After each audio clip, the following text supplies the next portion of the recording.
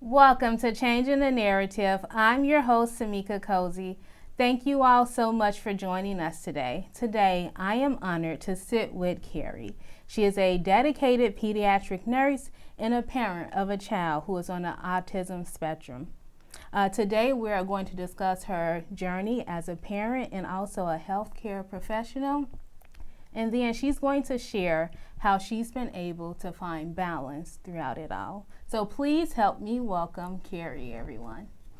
Hello, my name is Carrie. As she said, I do work as a pediatric nurse, and I have an amazing 8-year-old son who is on the autism spectrum.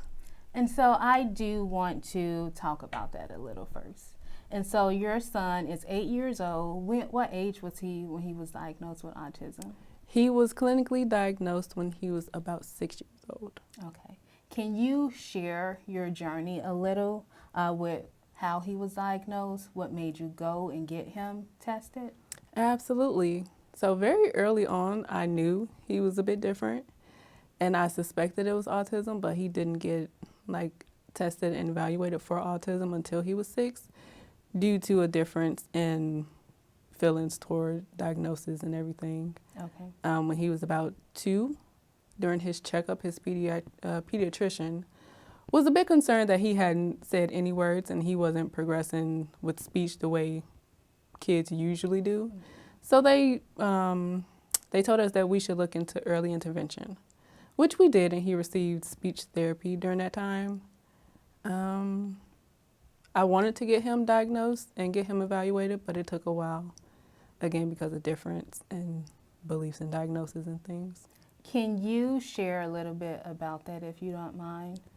Well, his father wasn't as on board with him receiving the diagnosis because he believes it would label him and people would automatically treat him differently as far as school and things, and they would exclude him. And he didn't want him to have to carry that label and the stigma that's attached to it, although it was pretty obvious that Josiah was on the spectrum.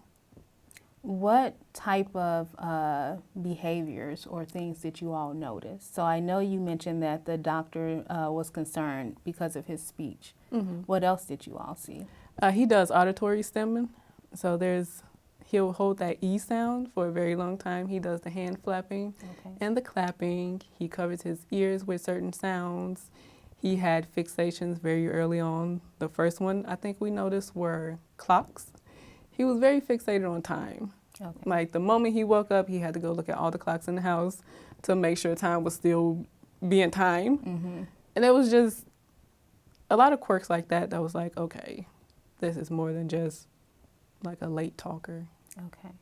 And then in between the time before he was diagnosed, what were you all doing to help him at that time?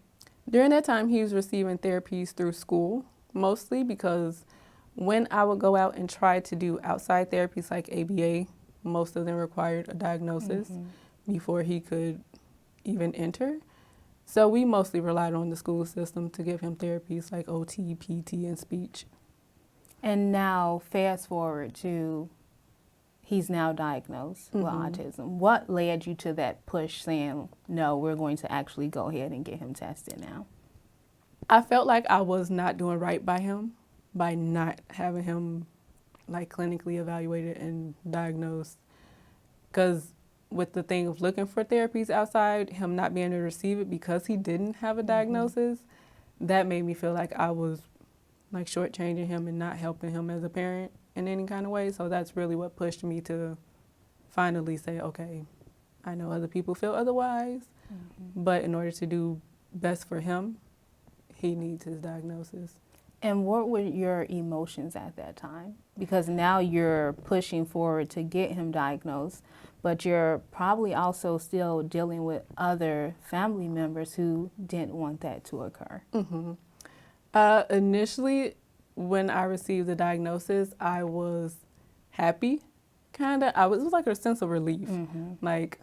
okay, finally, it's not just me saying this or people feel like I'm trying to claim it or anything. It's a fact that it's not just my word. And like you can look at him. You around Josiah, you can tell, okay, yeah, he's on the spectrum. And then it was more of the feelings like kind of feeling bad about it as a parent because I did take so long to get him the assistance he needed. Yeah. So I had to overcome those feelings of like guilt. Like it took me until he was 6 and I knew it when he was like 2. How did getting him diagnosed, how did that change your family dynamics? It made people who were at first not so on board a little more accepting, okay, especially with how they interact with Josiah and the way that they treat him and go about helping him in certain ways, because now they understand like, okay, it's not just a feeling or it's not just a behavior. There are actual things that we need to do to help him. And going forward, what were some of the things that you all were able to now get that assistance with now that he was diagnosed with autism? More outside therapies. He qualified for more programs. And just in the household, also, it just made people more patient, okay, with him and more willing to learn to navigate things. How has that been, not just for you, but for everyone else during the process of learning? Because I know with a lot of therapies, different therapy like ABA therapy or speech therapy, it also requires parent training. So it also requires you all to understand what the intervention is, to be trained on it. So that way we can work on generalization when he's at home with you all. How was that for you all? I feel like for me, it came naturally because I was already implementing a lot of different strategies when working with Josiah. Other people, it was a bit more of an effort and being more open-minded to even be a student again, to learn these sort of things. It was definitely a learning experience for everyone involved. What changes did you all have to make within the home? With not just learning all these different strategies, but did you have to modify your home environment in any way?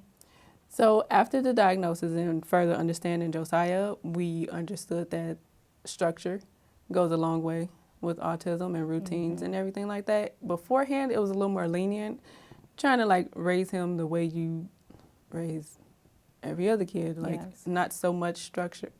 Not that it's not structured, but not really sticking to all the routines and understanding when we deviate, it has a major impact. So in the house, it actually helped us like be more ordered and organized within the home. What were some of the things that you noticed when you didn't have that structure and routines versus when you did? So when there is no structures and routines, Josiah can tend to almost regress to a point because he's frustrated. He doesn't know what's next. He loves knowing what comes next. And when he doesn't know that, he kind of gets overwhelmed and frustrated and overstimulated. And that's when the tantrums and the meltdowns happen more because his safety is not safe anymore. So a lot of regression, like he'll probably say a few less words or communicate a little differently or have more tantrums than usual. Or his sleep will be thrown off. I've noticed that. Okay. A lot of his sleep will be thrown off. How long was that process of going through like, okay, it's time to structure this environment, time to put visuals and different things so that way he knows what to expect and what's going to happen next? How long was that process for you all? And then also making sure that everyone in the household followed it when you are not there. Yeah, that's the part. I would say it took a few good weeks for everyone to get used to us also being on the routine and structure for the sake of him. So he acclimated really quickly to it, like, okay, yeah, I like this. I can dig this. Everyone else in the household was just more like, okay, I have to follow the routine because it helps him. Even though I'm not used to following the routine, I have to. So I feel like for us, it was a little tougher than Josiah. And I know during our previous conversation, we spoke about some of the amazing things that your son does do. Can you share some of the most rewarding things that you have experienced through this journey with him? The most rewarding thing has been just seeing him completely happy in his own element, not masking and not trying to fit into a mold that was not made for him. Mm-hmm. Like, he has a comfort that brings me joy. When he sits and he's making all his happy sounds and he's clapping his hands and he's bouncing, for me, that is the best moment because I feel like he's being himself. He gets to be himself. He feels comfortable enough to be himself and safe enough to be himself. Can you also talk about why that is important? Because not just within family systems, within school systems and other places out in the community, oftentimes when kids engage in the clapping and the vocalizations, a lot of people want to turn it off.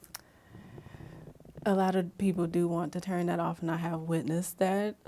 Sometimes we'll be out and he'll be making his sounds, and it's my norm, so I don't really notice it anymore. But someone else will be like, "Oh, what's that noise?" And I'm like, "Oh, that's Josiah. That's just Josiah." And I feel like it's important because it lets them know that it's okay to be who they are. Yes. No matter which setting you're in, it's okay to be who you are. Like, it's not, you shouldn't have to feel like you have to hide it or you have to change it. You shouldn't have to be masking just because you stepped out your front door. Yes. No, we have the freedom to be who we are. And then I know you also mentioned that he does some other amazing things, right? Can you tell us a little bit about that? And I also think we have some videos of it. Oh yeah, he does so many amazing things. It's like, where do we start? First of all, he's excellent with words and spelling. Since he was 2 years old, in early intervention, they gave him an AAC, a communication device that he was supposed to use. He figured out how to go into the settings and change everything. He wouldn't look for a word. He wouldn't use the screens of the word. He would type in the words himself. Oh, nice. At like 2.5. Also learned that he can read when he was 2 because he would change the language on all the shows that he watched to like Chinese and Spanish on purpose. I thought it was a glitch until I saw him. Like, he can read. He know what that says. He's been spelling 15-letter words since he was about 3. I would buy him a bunch of different like letter blocks and things like that because I noticed that he likes letters. And he would spell words that I had never even like thought to spell. And he would just sit there and be spelling them all the time. Let's see, aside from spelling, he's really good at math. In the morning, we would do like a math thing, like it would, oh, what's this plus this, until he's through his morning routine. And it would get him through quick. And at some point, I'm like, I don't even know if that's the right answer, but I'm going to trust your judgment. Let's see, what else does he do? He has a fascination with world maps and flags. He can literally, you can point anywhere on the entire globe, and he can tell you all the facts about wherever you're pointing. He can tell you where it is. He can tell you the flag. He can tell you the capital. He can tell you what language they speak and the general population of the entire place. And he can tell you the national anthem. When did you all find this out, especially with the maps? When did you first see this? Okay, that brings me to another thing. He loves puzzles. So I bought him a United States puzzle. One of the puzzles that I bought him, it was one of the bigger ones that I had bought him. I think it was about 100 pieces or so. And he put it together and he loved it so much. I bought him another United States puzzle. It was a bigger one, and he put it together, and then he told me he needed a world puzzle. He told me himself, I need a world puzzle. From there, he started to draw the puzzle, and he freehand draws it. No stencils, he's not tracing. And it looks like a one-to-one replica. And you're like, how can you draw this like that? He draws it with a Sharpie, a marker. So no mistakes. He's not erasing anything. I tried to get him to do pencils. Like, you can erase. He's like, if I make a mistake, I got to start over. So. Now, when he's doing this, is he typically looking at it, or can he just draw it off of his memory?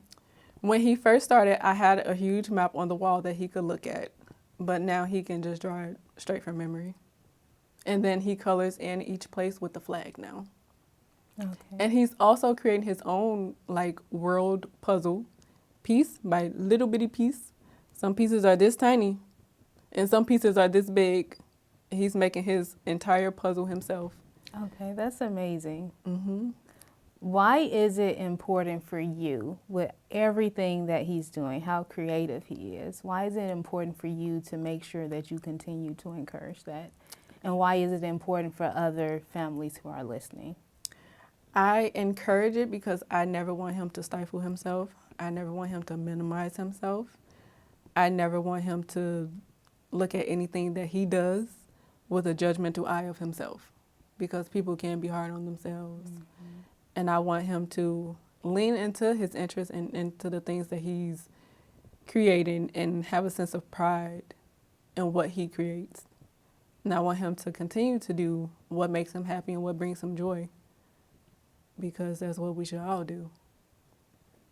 And I know you mentioned earlier that since he was diagnosed, there are some other therapies and things that he was able to receive. Mm-hmm. What has been the most helpful therapies and resources that you all have been able to obtain for him?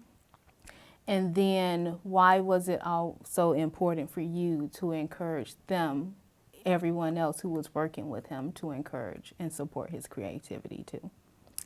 I feel like the most helpful, help that we've received through the people that gave him therapy, I feel like it's more of the speech therapists and the OT and the PT people. Mm-hmm. And ABA also, because they teach us different ways to help him through things and to further teach him the way of getting through life and everyday things that we have to do. And I encourage them to allow him his creativity and his freedom, because it makes it a more pleasant experience for him. Like sometimes when you focus so much on how you do these things and you're not thinking about the person themselves and what they like to do and what makes them feel comfortable, the therapies don't.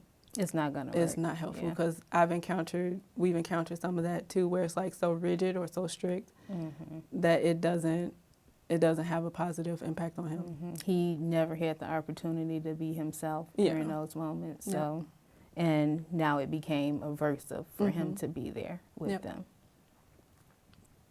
What would you say to a family who's dealing with a situation like that right now? Where they're not able to be themselves? Where their child is not able to be themselves within that therapy service that they are receiving, that is so strict that there's no time to engage or to play and engage in pairing and things like that. For those families, I would tell them to advocate more for their child, because it's very important. You would see a difference between like night and day, versus the child being strictly monitored like in this group and not allowed to express themselves. If you make it fun for them, it truly helps them a lot better.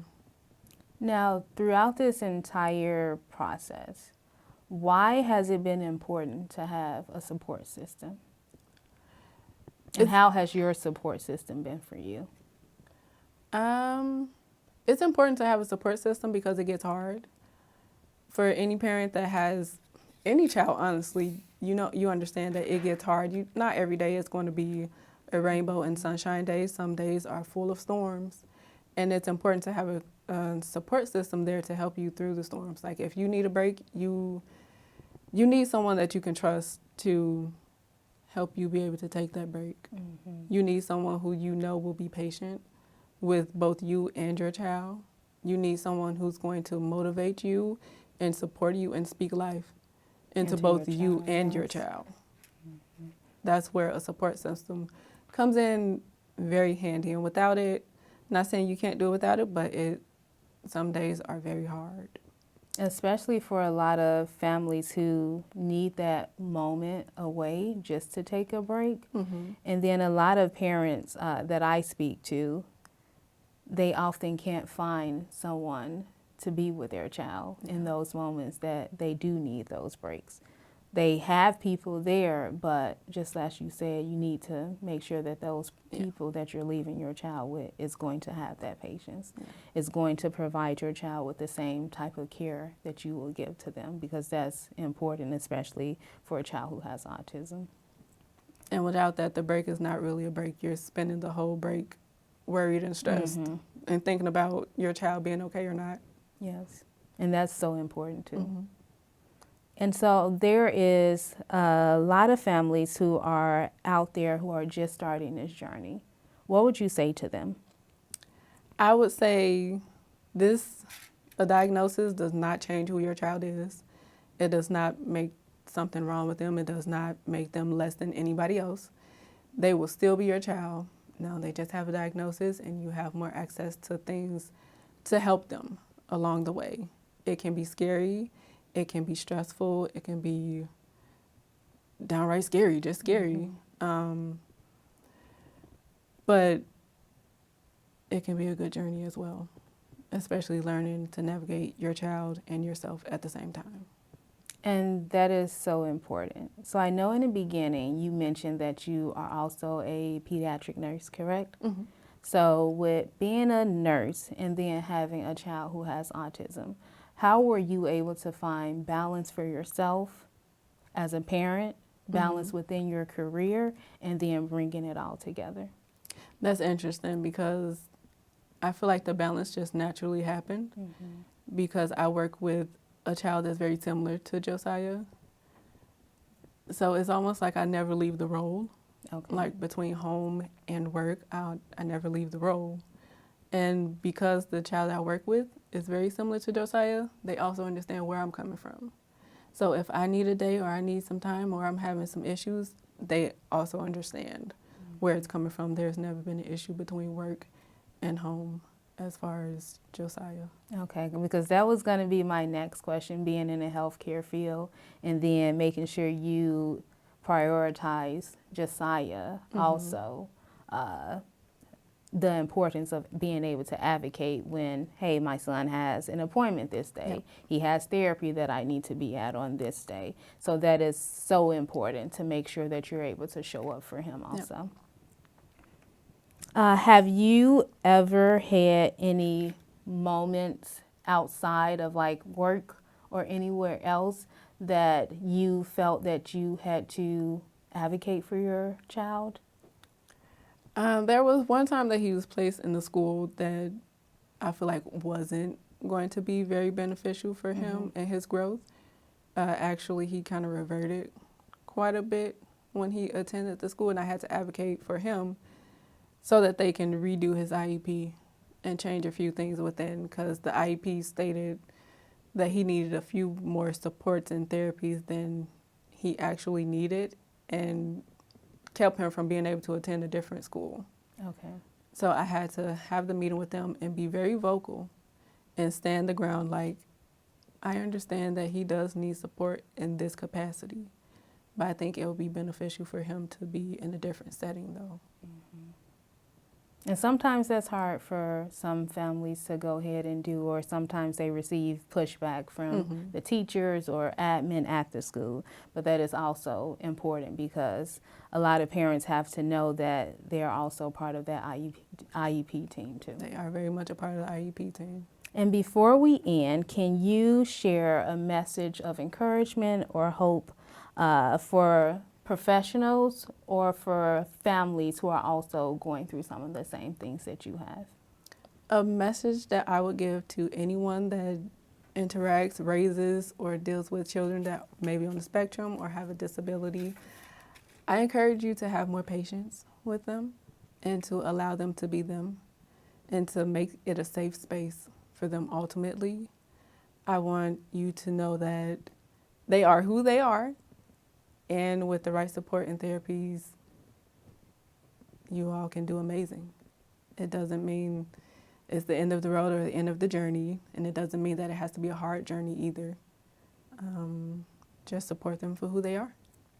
Well, I want to thank you so much for joining us, for coming here and being able to share your story about everything that you have gone through with your child, and then also your experience as a healthcare professional. And then just letting our families know, or other healthcare professionals know, that we all need that patience when we are working with children who are on the autism spectrum. And so I want to thank everyone who was able to tune in, and I really hope that you all enjoyed Carrie's story. And also remember that nothing changes if nothing changes. We all have the power to go out and to change the narrative. And so let's have patience with ourselves and with everyone around us. Thank you all for joining us. Until next time.